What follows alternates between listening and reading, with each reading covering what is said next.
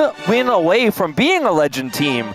This is a team that is holding so much roster power as well. Some of the best rookies that we have to offer here in Korea, as well as Showmaker, a world champion. Yep, and Beryl, a two-time world champion. Exactly. Aiming as well, the Gold King of 1 billion weeks in a row as well, which is pretty impressive. TF going to be taken away here, as Showmaker has certainly been back on the TF train. There's a reason why he has a skin for the champion, all that sort of stuff. We mention it all the time. But it does mean that now a lot of the pretty obvious bans are likely to slip through. Yeah, looking at Wukong and Inara. Always going to be looking at those. Pantheon, Azir, Talia, the other outskirt bans. Seen a lot of Varus blue side bans this week, which makes red side a little bit more comfortable, as Orianna will be taken away. That is an interesting one. So, Aurora still up. Yunara still up. Wukong still up. Yeah, I think you don't want to ban Wukong here, or they'll just get first pick Yunara with no Wukong into it. Yeah, let's not do that.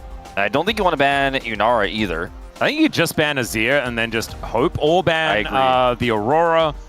But you're red side, so you don't want to do that. I think it's Azir. You just have to get rid of that. You could ban Talia also, but then Bulldog gets the free Azir. Yeah. Maybe you just ban Vi. Okay, they ban Yunara. I don't mind this. So now we could trade Azir, Talia, which Showmaker is fantastic at both. Vi first pick is very interesting. Does keep the comp quite simple for DNF, but I didn't expect this, especially when Wukong is also still available. Yeah, there are a lot of things that can be picked into this. I think the Gwen is probably a pretty comfy option. The Aurora could also, just Aurora Wukong would be very Aurora strong. Wukong is insane. Wukong Gwen is insane. You don't have to get the Wukong right now, since the Vi is locked in, but looks like they're going to consider it.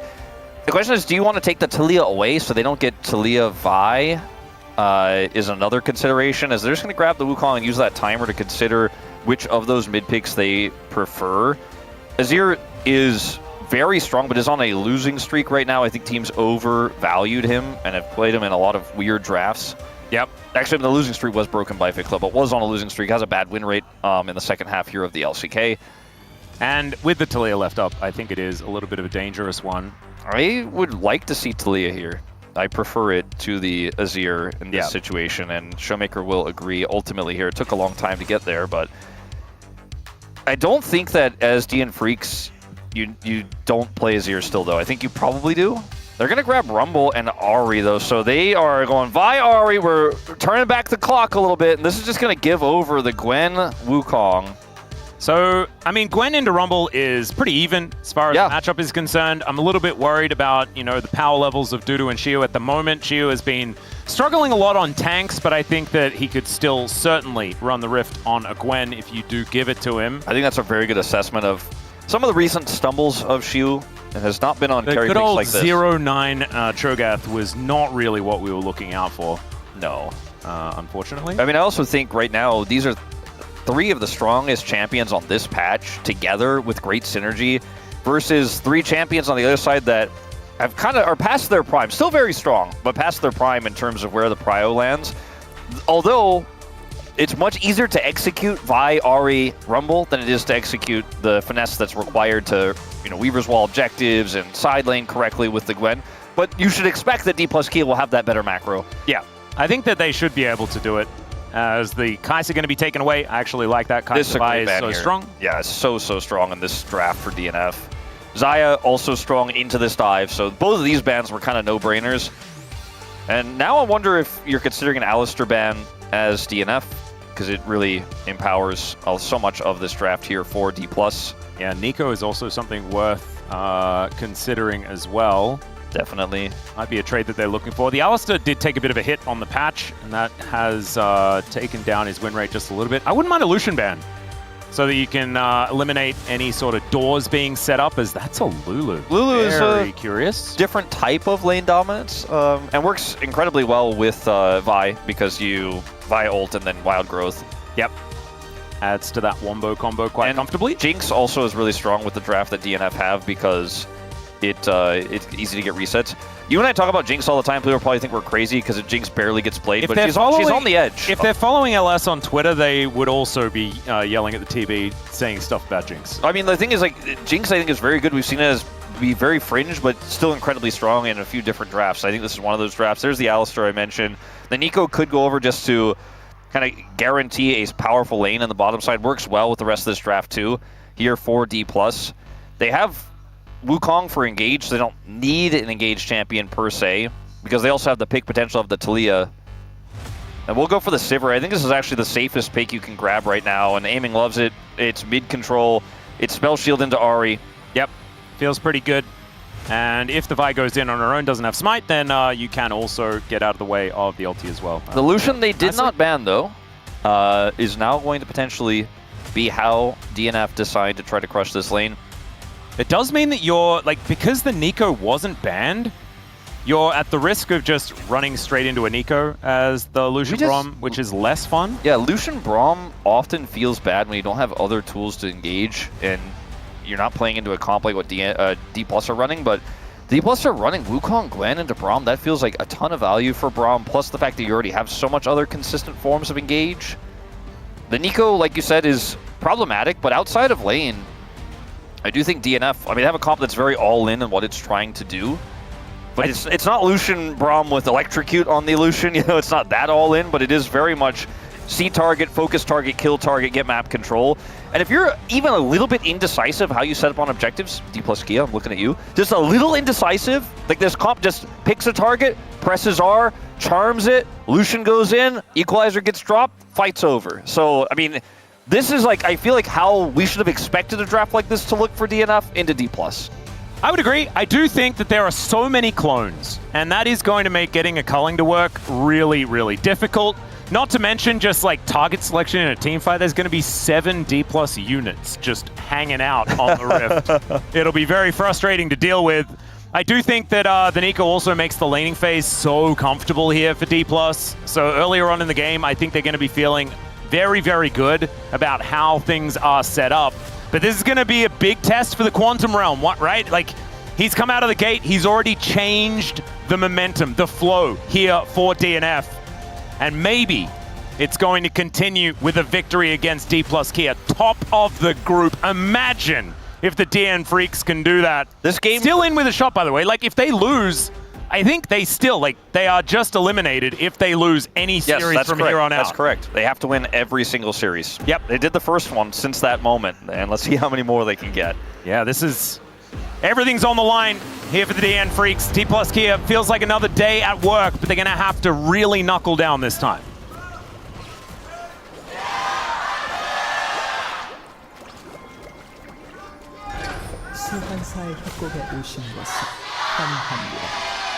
And Wolf, I have been doing a bit of reflection, because I was one of the people that didn't really agree with the assessment of, like, DK are not very good unless they're facing off against the top tier teams, because I always thought they were pretty good at just punching down, and, like, it was against the top teams that they wouldn't really be able to, like, have the same level of play against. I think you might be right, though, because what it seemed like in recent times is that their biggest weakness is lack of respect for their opposition. Yes, and that's really, like, it's hard to make statements like that because you can't back it up with, like, stats. You know, you can look back and watch a ton of Dplus games and remember those particular games, and if you're like us who watch and commentate and analyze every single LCK game, it's a little bit easier to remember those types of moments. But as a fan, when you hear that, you're like, Wolf can't say that about Showmaker, it's not, you know, and it's like, well... I mean, it wasn't the case a while ago, right? Yeah, like, no, it has recently become a big thing. I mean, the reason we talk about Showmaker Majais all the time is because he punched down so hard, right? Oh, yeah. Like, he was the guy, especially back in, like, 2021, that year, where they were just untouchable and they were, like, happy to play close games against Dplus, or sorry, against Gen G and T1. On the occasion, because they just won everything else otherwise, and every other team that came close to them just smashed them, and that's why those bro upsets actually felt so crazy, because no East Side team could even touch Dplus at the time, or Damwon, really? Damwon Kia. But, like, I feel like in recent times, like the last 3 splits basically, Dplus have otherwise looked much better against the top teams in terms of their peak. Like, their ceiling looks higher. And sometimes the floor they see when they play against the weaker teams. And the way I look at these two drafts is, like, I only really look at Dplus and go, it's a test, right? This Dplus draft has all the tools to win against DNF if they set up on objectives correctly, if they play around Reaver's wall really well, if they play around Aiming's wave clear and get prio and play decisively. Like, I think Dplus have the better draft and they're the better team and they have the better nameplates. But it's that test that they failed so many times recently, which is why I predicted BNK to beat them. And they lost in the exact way I expected. At least this is the shot calling problem. It does make sense. And it's not even necessarily a shot calling problem. It's just that they just get lazy. Yeah, the coordination problem, I should say more than shot calling. So I want to blame one individual shot caller or like say the comms are the issue. Just the setup isn't there. Like, it's lazy. It's not as coordinated and as careful as it should be. But this is. What's happening right now is a bit of a I picked Braum lol type situation. Yeah. And it's not quite working. And when a Lucian lane is getting completely pummeled by a Sivir, you know things are not necessarily working the way you wanted your draft to go. Just have to see, though, of course, when you park Lucian in the mid lane, that's when things can tend to turn around a little bit. And so we just need to get to a lane swap and get this sorted out. But right now, it is already one plate down. It is just scrounging for whatever they can get underneath this turret. And otherwise, Aiming just having a phenomenal time. Yeah, this is exactly how this is supposed to look for the draft for Dplus. They had a great answer here. The Sivir was a fantastic pick. Yoshi doesn't look for an early gank here onto Shiu. Yeah, possible avenue in. That is a big minion wave, and there is no jungler to even see in sight. Lucid has just gone back to base. Let's see whether Shiu can actually survive this. Has already got the exhaust down, and Gyoshik not going to be able to tank this for much longer. Dudu does connect the harpoon, and they're going to go for round 2. Shiu desperately trying to drink as much potion as possible. Fantastic flash, but still the answering double kill, sort of, is going to come in for Shiu. Shiu played that so well. Had the mist up early, absorbed a ton of that rumble damage. The exhaust perfectly timed there as well. And then even though Pyoshik is able to get the flash in and Dudu still holding aggro, like they communicated it so well, it's just a little bit too much damage. That was very uncomfortable, that whole situation. If Shiu gets 2 kills there, I mean, it's that's disaster. So doomed. It's still not great for DNF as Shiu, look at this mist is placed here. Pyoshik picks up aggro. Dudu's trying to do as much damage as he can. The exhaust was so good onto the rumble. Takes so much of that damage away. And Dudu doesn't have overheat. Has to try to pull this aggro back. Pyoshik flashes in, and if that shield is enough, and only Pyoshik gets executed, it's perfect, but it's not. And if the minion wave had have actually been there, but unfortunately, it just was a little bit too far away. And so, yeah, even Pyoshik is going to die. That was very weird. He's going to get executed, and so theoretically, maybe it's an even faster back there. It's a win for Dplus, but like it's not a huge win. No. Yeah, this is, though. This is 2 plates. This is Berserker just stuck underneath the turret at very, very low health. And is at least able to get that one last minion.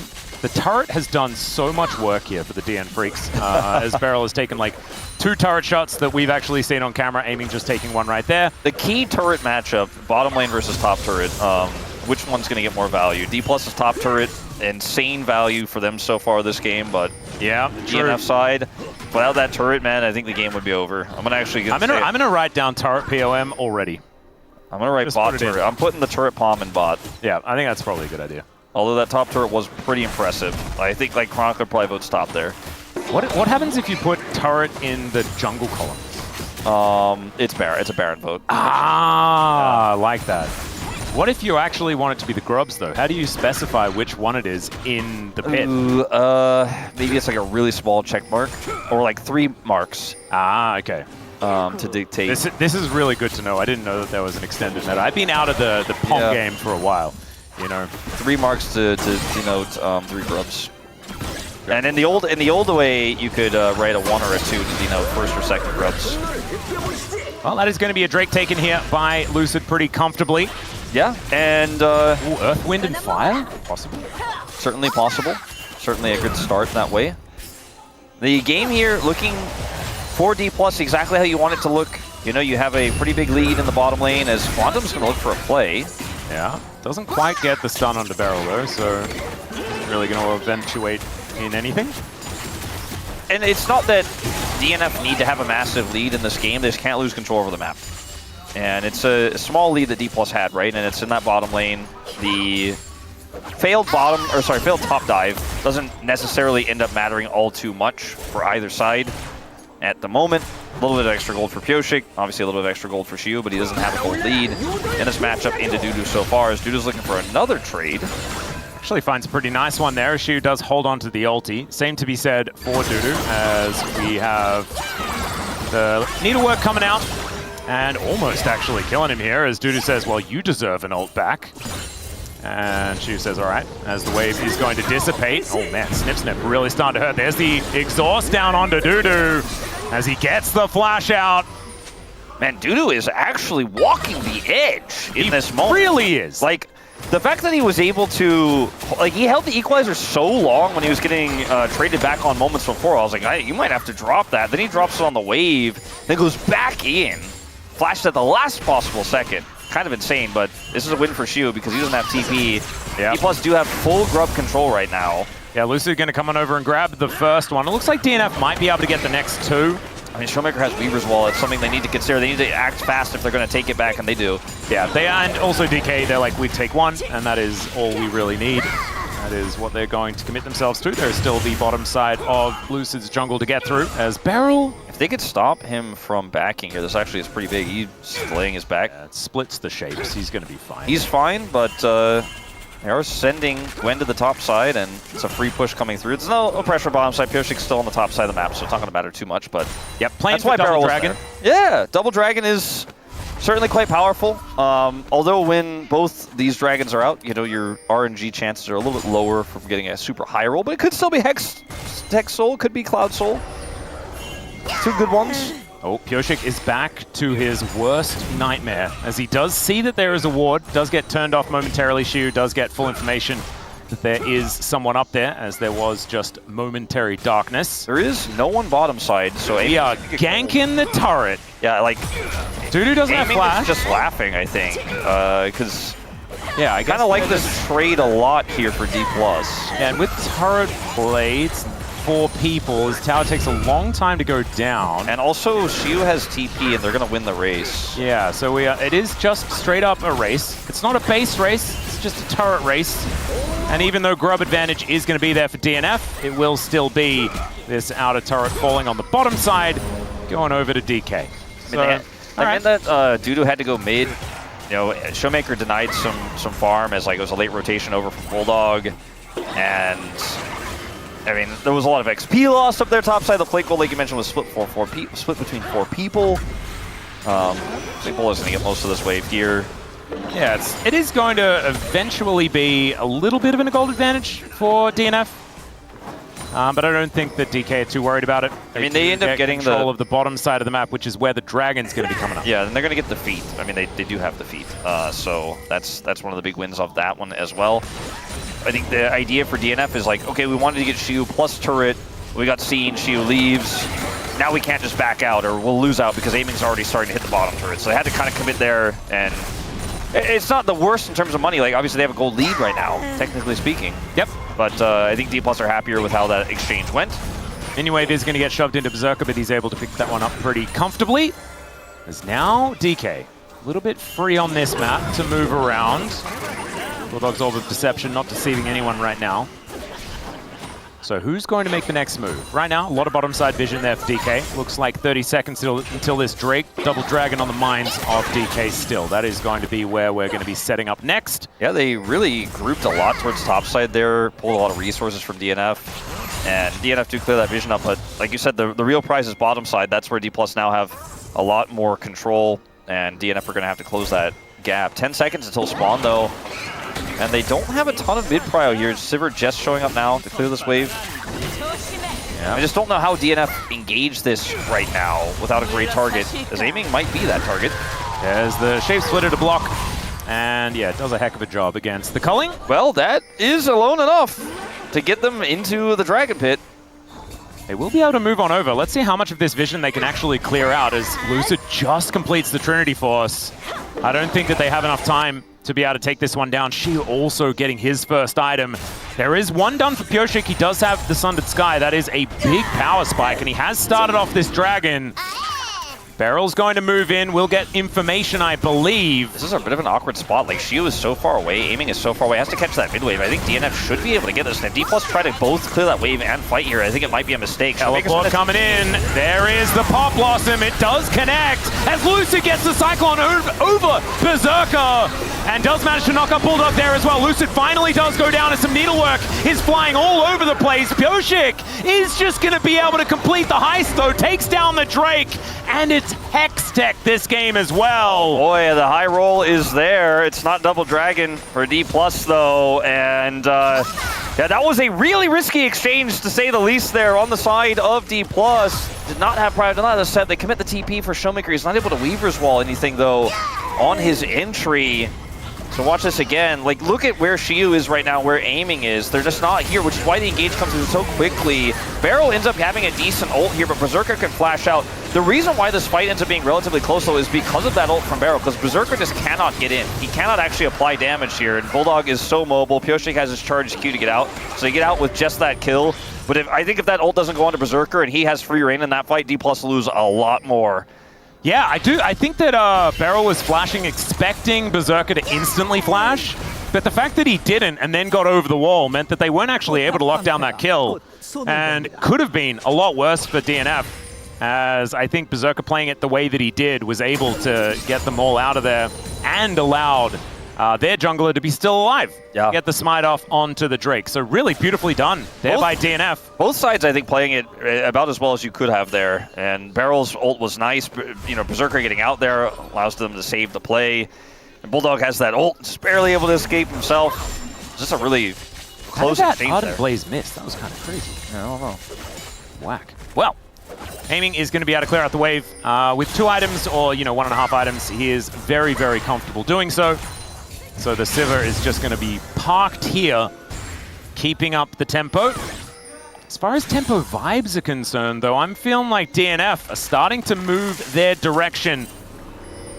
Yeah, I mean, it's early to say, but the fact that they were able to pull off that heist, I mean, to call it a heist, I feel like is at the end it ended up being one, but I thought it was a good call overall. Showmaker's gonna have to leave. I mean, small moments like this make you feel like they got the tempo vibes for sure. Talia Weaver's walling out of the side lane doesn't feel good. However, a lot of control to Shiu in that matchup bottom side, but again, no fighting right now. If we just sit back and scale, Dplus definitely feel like they are winning. Yeah, aiming is currently about 400 gold ahead, 20 CS up. Double buffs here as well is feeling pretty nice. Does need to avoid getting hit by all the piercing lights, but I don't think he's too worried about it. As Pyoshik now looking for the Rift Herald, and Lucid is relatively close by. They spot this out. Let's see whether there is going to be a fight, as aiming is down to 50%. Yeah, there's no Weaver's Wall here. This is going to be really tricky unless Dplus can find a shove angle. Shiu can teleport in, so that could be a big deal. Warrior Trickster does come through from Lucid. That keeps his health bar high, but they're not going to be taking this Rift Herald away. They got the TP out of Dudu, and Shiu's going to have some side pressure here on this turret, but he's just going to rush down. He won't be able to get the turret, but I think that's all Dplus is going to get in the cross here is a little bit of health off of it. Nice seismic shove there onto Quantum, but he just has a door, so it's all fine. Decent amount of damage. Well, I say decent. There's a bit of damage done to this inner turret. That is all that Shiu's really able to put together. And this Herald is quite important for DNF because they need to play through Prio to win a fight on this next dragon, and that's so challenging when you're playing into a Sivir, right? Like, aiming will just sit in the mid lane and constantly shove those waves in, as he is doing, as you guys can see on the mini-map right now. He does that before a dragon, you can't get in.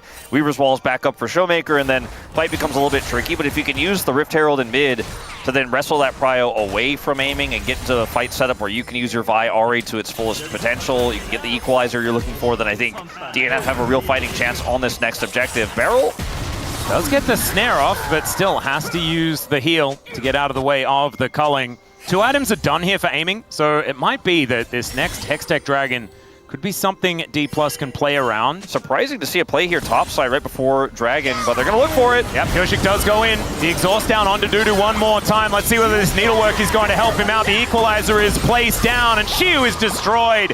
There is feats of warfare and feats of strength over to the DN Freecs. That's big. They get the feats. Now, how will Dplus respond here on this Dragon while those critical ultimates are down? I mean, equalizer was such a low cooldown. If they could stall this out, I mean, he may be able to have it for a fight anyways. He does not have TP, though, and DNF may just look to slow this Drake down and while he continues to push that inner.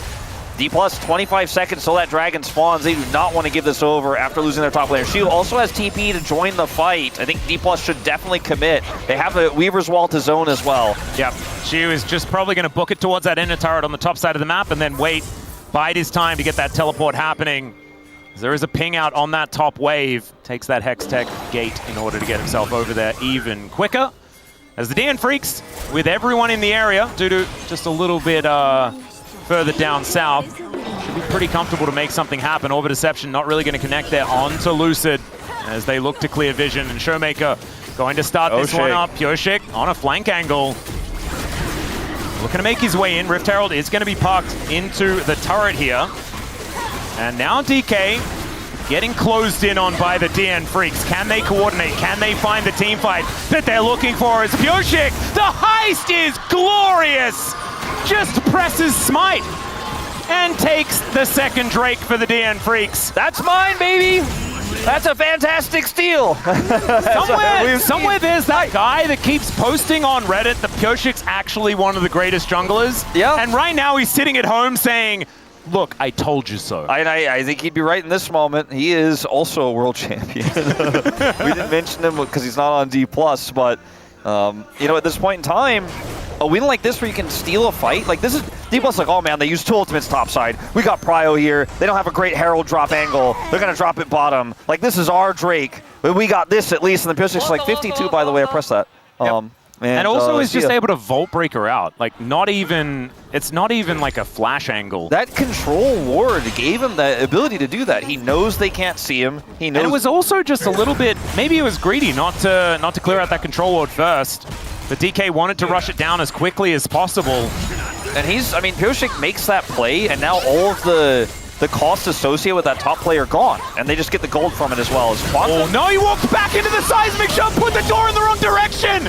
Oh no, he went the wrong direction in the quantum realm. He doesn't have that thing that Tony Stark made so that they could navigate their way through the tunnels and stuff and go back to the right thing. It doesn't take quantum theory to explain that moment. I don't know what the quantum theory was in that moment. Yeah. You need a lot of schooling, and I don't think there was enough. Well, maybe they can take the gold they got from that, put their quantum bank account. She was in a bit of trouble. He missed so many of the needleworks as Amy comes over and is able to at least answer and gives at least an extra bit of assist gold. So there's that. They get the flash out of Dudu as well. He has the flash to secure the kill. So that's a kind of a nice trade up here for Dplus. Yep, arguably. But still showing that Dudu has a lot of power here in this side lane. I mean, look at, like, Sivir's just like, all right, and I got the kill, and I'm going to clear this wave. I've seen this play before. Don't walk into this, please. Lucid is just going to dive on top of him. He does put the door down in the right direction this time, but Berserker, he could be in trouble. The double flashes come in. Beryl reads him like a book, and down goes the Lucian. And the question we have to ask is, why are we forcing Banana Brush fights here when it's 2 minutes and a half before Drake? Aiming just got a kill top, and he's Sivir, and he pushes the wave in. Maybe this is what KT were looking to do is, all right, there's the engage from Pureshik. He does push Aiming back, but he has a flash. And so he does get himself to relative safety, the exhaust not worrying him too much. And without their AD carry, you start a fight like that, you don't have the DPS. No, you certainly don't. As Pureshik was not there for that. They do get the flash out of Aiming, that is good. That's a big win. I mean, that was a play that made a lot of sense to me for DNF. As Aiming is rotating up throughout all of this, grab red buff. He actually grabs the red buff off the ground, and then he's like, all right, I'll bail you out. She missed so many needles, but did hit that last one, and so, like, Dudu was then at half health. Yeah, look at Sivir clear this wave, by the way. Oh, it's gone. Oh, Aiming's here. Oh, you have damage actually on this? Like, look at Berserker. Berserker's like, I'm fine, I have full wave. There's no way. Aiming's like, I'm Sivir, you don't.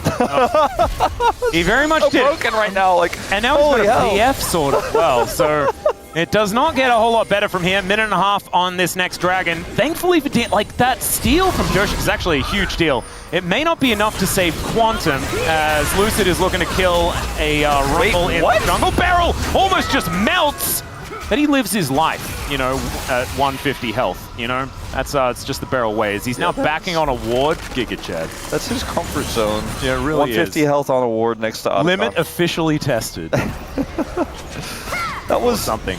Almost really bad, but Duda does not get the kill. And see what this next fight looks like on this Hextech Drake, because it would be Hextech's sole point here for the DN Freecs. As this is Quantum struggling to assess when the correct moment to control brush vision is in this game a little bit. As Dudu tries to go over and save the play. He does not. No, he doesn't. But he nearly does, but he does not. There is a Zhonya's completed here for Showmaker. Not representing a massive amount of damage on this Talia, but he's been hitting the shoves, and that is the main thing. The most important item that has been completed is this Nash's Tooth that is done for Sheer, because these autos are now going to really be hurting. Yeah, I'm more concerned about like the 2.5 item Sivir in this fight. If they can't kill aiming, like Showmaker has a utility build, but aiming will just do a lot of damage. And yes. Even if those shoves don't hit, like this comp doesn't have to be played around shove for Dplus. It could just be played around Sivir. And it doesn't need to be like third item Lord Doms or anything that here for the Sivir, because there's no tank, so he's just free to build an Infinity Edge and then just do so much damage in this next fight as Berserker looks for Beryl, who is just dead, guys. But now the fight is going to break out in earnest. The Cyclone's coming in, down goes Berserker, and that is not a fair trade for the DN Freecs, as the equalizer was not really able to do too much. And DK will take a free dragon. So 2-2 on the Drakes on this one. These fights have been so messy. Is this double dragon now? No, it's double dragon's only first two. This is just a 2-2 dragon split. Oh, you'd have to get like 2 in a row and then another 2 in a row on the other side, not 1-1-1-1-1. I guess that would kind of be a double dragon, yeah. Yeah, but this isn't. Berserker goes in here, and then Lucid finds the angle. You can't play like this around Wukong, or you will be punished, right? They just didn't have enough information to look for a play like that. Beryl is actually correctly like inting there. Like he's like, I'm tactical inting. Tactical inting, yeah. He's like, thank you very like, much, out Papa there Smithy, for that one. I'm out there. Like maybe you guys should come for me. And then Lucid's there, like with the flash cyclone. Yep. No, you can't be there. And when Berserker died, if you were to pause it like right before he gets bonked on the head by the Q out of Lucid, there was also a seismic shove underneath him. Like there were a million ways he was gonna die. Kind of like that movie, you know, The Million Ways to Die in the West, which I saw a clip of the other day. It's been a long time since I've seen that film, but it was very funny. Well, they got Beryl. So that famous last words of many teams. Yeah. They got Beryl. You know, we got Faker, similar vein. Got him. We did lose everyone for it, and the Nexus exploded, but got him. Unfortunately, here for DNF, they've lost a ton of advantages on the map. They don't have a lot of control anymore. Oh, Chief does. I thought he saw that. He did definitely see that. I think maybe he likes the fight, but he probably doesn't actually. As let's see, there he goes. Oh, able to dash, so keeps himself alive for a little bit longer, but is still dead. Lucid now trying to come down, but they're not going to get there in time. And she had a bit of a rough set of games. In this case, like, maybe he thought he had enough damage with the Riftmaker and Nashor's Tooth there to win it out. They had killed Dudu a lot of times in a row quite recently. Like they were even on deaths at the start of this play. So I gotta assume he had tab up or something. Yeah, dashing in for that one was not really what you'd expect. But still, it is a nice little catch there from Kyoshik. And maybe just expecting that it was Dudu by himself, but yeah, that is a bit greedy.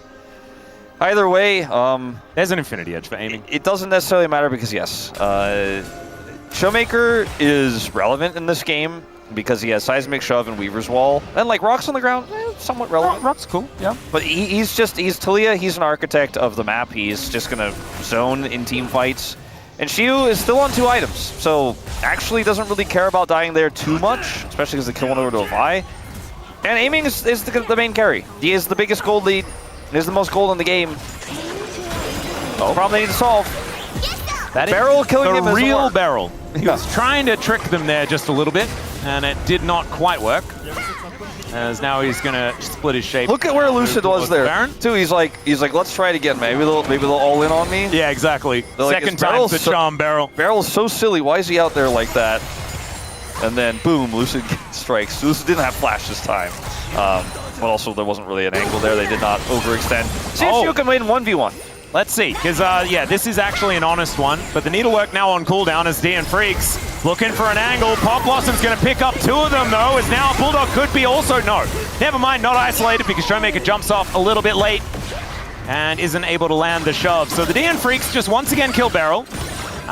She was able to push Dudu away. Yeah, Dudu decided to TP for the fight and didn't even have to equalize, but that means his turret's going to go down, so that's a win for Shiu, who wanted that gold very badly, but now I've seen this one before. Yeah, I know. Shiu, I think he knows as well again. I know this movie. We have seen this one as, all right, well, he's out. Yeah. Into the death realm, yeah. Out into the death realm. Yeah, so saying he's out is not it. He was out of the game. He got 2 flashes for TP. That is a good point. And he got a turret. Like, it's not the end of the world for him. The problem is that they lost control over this zone on the map here, where DNF are going to clear Baron vision. He did also get a 5 in the death column. That's, yeah, the number goes up. Indeed. Lucid is hitting the Baron momentarily, but I don't think they're going to actually start that. I think when you look at the game state here, I mean, Shiu doesn't have TP. DNF, if they're bold, they can actually pull the trigger. Oh, Speaking of bold, that is a great ward here from Beryl. He could smell it. He's ex-jungler. Not going to be catching him out. But Pop Blossom going to find 3 here as Beryl also connects a fantastic snare. Oh my goodness, they killed him that one time, but then they all just fall. Pureshit caught by the seismic shove. They will take down Lucid, but Showmaker taking matters into his own hands, getting a bunch of flashes, but now sets up the wall and finds the rumble. Nothing Bulldog can do. The flash forward from aiming and the cleanup from DK is swift and decisive. That's the kind of play Dplus fans have been waiting so long for. The clutch, the turnaround, that type of engage from Beryl, the big ult to come through, an insane swift punish that's decisive from Showmaker. This is the Dplus that we've seen. This is the Showmaker that we've seen win that world championship. These are the kind of moments you want to have. You see a greedy overextension like this, you're happy to look for the punish. Beryl, look at my boy fly! And then Lucid follows up. Showmaker is not going to let them get away. Some really good plays here on DNF side to actually try to get something out of this. They get the stun there barely, and Bulldog is able to pull down the second part of that Q to get the kill, and Showmaker confidently re-engages. Bulldog with a nice stasis here to try to survive. Showmaker will match, and they get routed. They get Baron, and they get the Dragon here as well. Dplus, sole point. Now they're going to contest. Yeah, it is not quite a Dragon. I thought they got the Dragon, actually, but they have not. Lucid is still able to get over here. It's going to be a 50-50, and never mind, it's actually not, because they couldn't get into the pit. Lucid is going to have an exhausted clone as Shiu gets in amongst 5 people and is dead. I think we're going to have to run that replay back. I think we're going to have to go a little bit before when we jumped into live there. No, I'm down. I'm down for not. I don't think we need to watch. I think we need to go a little bit more back. I think we need to press the rewind button a little bit. Well, we're going to press Weaver's Wall. As DK's still actually pushing. I mean, they still have Baron, yeah, on most of their players. Yeah, the ones that are alive, they've all got it. All right. I just don't know if it's going to be the most effective Baron like it could have been. 1,000 gold on the Red Bull Baron power play. But it's still a 4.8k gold lead. Like, it's kind of massive. But still, DNF with Hextech Soul point. We have seen Hextech Soul lose. Well, here's the thing, Atlas. Like, that fight is the exact kind of fight where I was talking about Dplus. It's Dplus versus this comp for DNF. Like, that's this game for me. It's not DNF versus DK. I'm like, can Dplus just make the right decisions against this comp that will punish super hard? And on that Dragon, they failed the test, but they got the Baron before it, right? They made the defensive turn on the turret. Moments like this, look at where Showmaker is. Look at where aiming is, dude. Yeah, like he's in the base. Yeah, like Showmaker also doesn't have Weaver's Wall, so why are we fighting here? What are we doing? This is why, when I looked at the comp for DNF, I'm like, if you just make a silly, they kill you, by the way. Yeah, don't make it doesn't silly. matter how many thousands of gold you are ahead. If you do a whoopsie, if you do it not good, DNF will press the R buttons and, you know, suddenly you feel like the game is closer. Now, it's still not really, right? Like, Dplus certainly won't do that again, right? I mean, there's Soul Point, and that is, I think, a big deal. Thankfully for DK, they do manage to get the Baron. So they do manage to at least progress it to about 1,300. It's still going to be very valuable. 5,000 gold is nothing to scoff at, and there's 4 items on aiming. But there's also 4 items now on Berserker, which is kind of crazy that he's been able to put together so many. He is a legitimate threat here in this game. And Pureshit is pretty tanky right now as well. As you can see, 3 items are done. It's a lot of damage with the build, but also with that GA, he's difficult to stop. I mean, DNF have weathered the storm of this Baron. all they need to do now is not actually just engage into Dplus when they're grouped like this, play slow.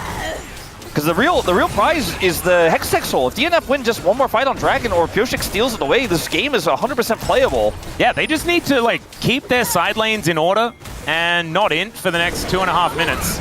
I mean, they want to engage. Win another flip. They want to engage, I think, because they're scared of the scaling Sivir, but I don't know if this is the angle. Well, there's a Pop Blossom. It's going to connect onto two, but it's the two tanky ones, and there's the cease and desist from Pyosik. But oh my god, he gets shredded in an instant as the Cyclone is doing so much work from Lucid. Down goes Berserker. It's exactly the target they're looking for, and Aiming will be able to chase down Dudu. Lucid is dead once again. He's kind of been doing that a fair bit, and now Aiming with the passive is easily able to run the Rumble down. Speaking of running people down, there's some revenge here for Shiu towards the top side. And TK, maybe it's not about waiting for a dragon to come up. Maybe it's about a little bit more than that. As oh god, the ring around the Rosie is going to come on through. As Shiu, he will be able to at least follow Pyosik over this wall. There's the dash in, Weaver's wall, just to stop all the funny business from happening, or wait to join in with the funny this business. is actually significant that Pyosik buys this time, because he might actually just be able to get out. They saved this bottom inhibitor because of it.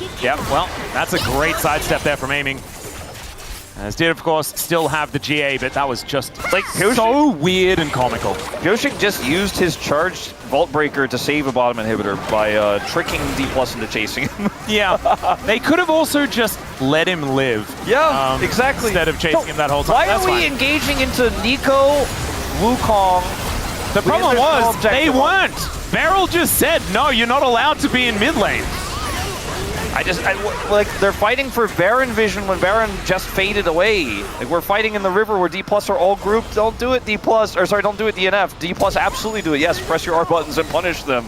Yeah, okay. And there was a bottom wave that was like knocking on their door as well. So maybe it was a little bit about let's not be overextended in mid lane altogether, and let's maybe do some of the homework. Now, Dplus are going to get this dragon. It's not Hextech Soul for them.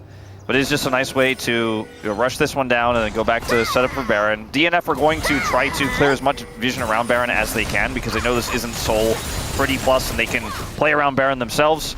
But Dplus can then also group and threaten that bottom inhibitor because Showmaker has his ult, he's level 18.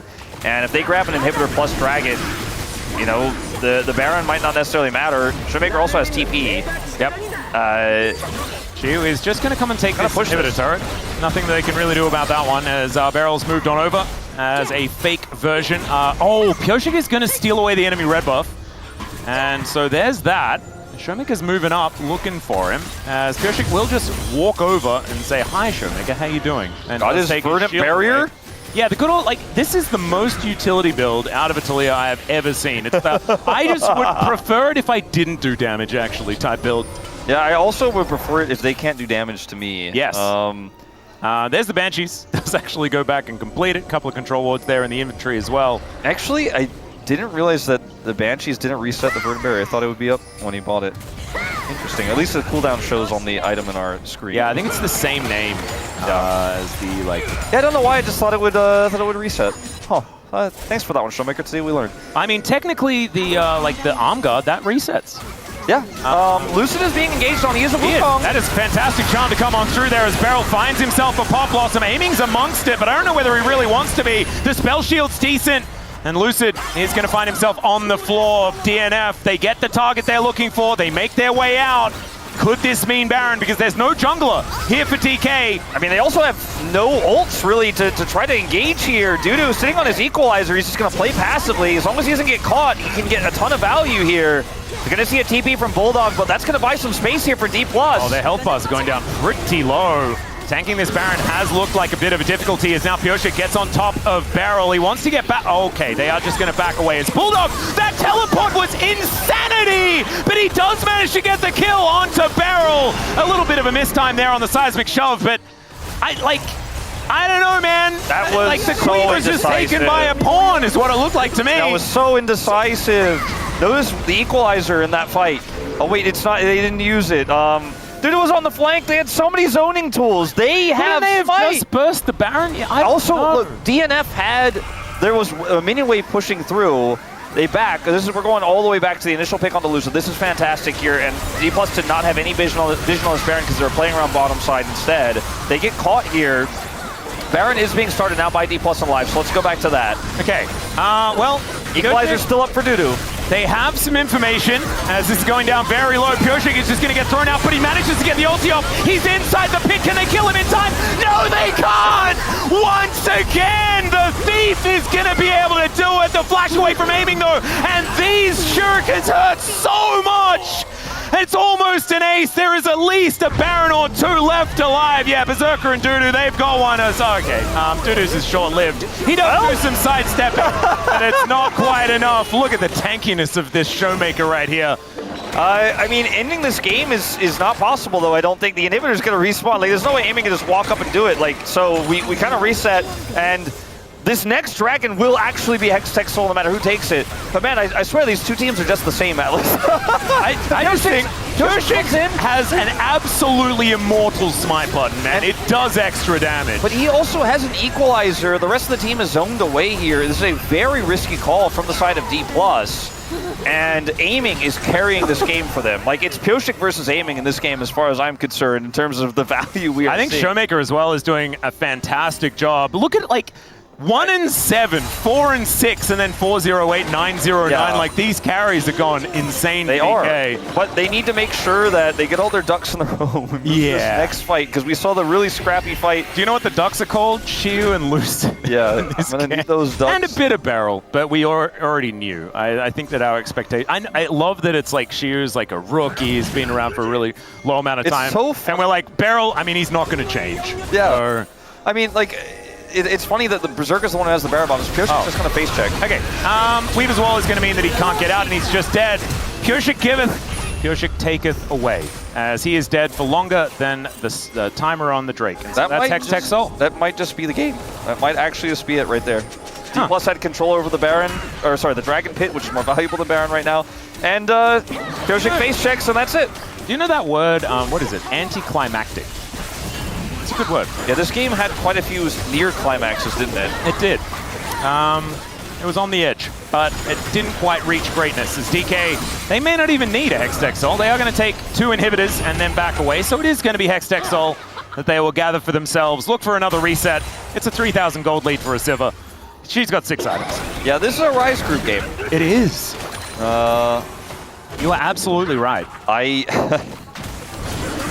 don't know what else to tell you guys, but Purshik, like, if you look back at it, I don't know if we will. Look at all the vision that's still there, by the way. I was going to say, you look back at the replay, you see the vision's there. It's still there for Dplus around the Dragon Pit.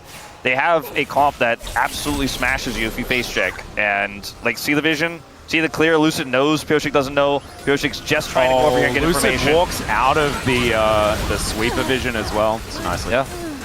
Quantum has to flash out of the shove. And that's 2 inhibitors off that play alone. He had flash, just didn't have a way to use it.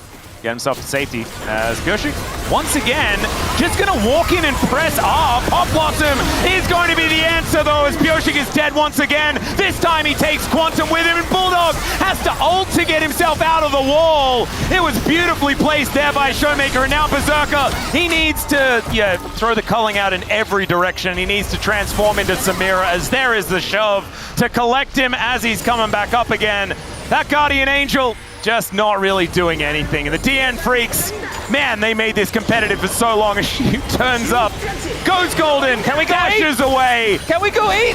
Well, actually, I think that she might actually finally find himself an angle, and there it is. Gets the solo kill onto Bulldog as the game is well and truly over. Showmaker just, surprise Teemo. No surprise here at all, I don't think, here for DK at the end, but they had to work for it here in this game. And man, if you're a Purshik fan, you would have, that must have been a difficult one to watch. I think for 7 players whose names are not Purshik, Showmaker, and Aiming, you do not want to be in a coaching booth right now.